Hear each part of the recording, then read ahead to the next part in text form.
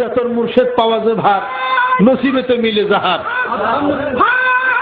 চেতন গুরুর সঙ্গ লইয়া দেখ না একবার ভাই। তাই কবিতার কবির ভাষায় বলে, কোথায় আছে দিল দরদি সাই সাই গো, কোথায় আছে দিল দরদি সাই, কোথায় আছে দিল দরদি? ওই চেতন মুর্শিদের ওই দিল দরদি এই সাইরে পাইলে, চেতন মুর্শিদকে পাওয়া হইলে সে তার নিজের সচেতনতার পূর্ণ বিকাশ সাধন তার মধ্যে তার হবে। চেতন ছাড়া, চেতন গুরু ছাড়া, চেতন মানুষ ছাড়া নিজে সচেতন হওয়া যায় না। যেরকম ঠিক কিনা? নিজের খবরও নেওয়া যায় না, নিজের খবরও নেওয়া যায় না।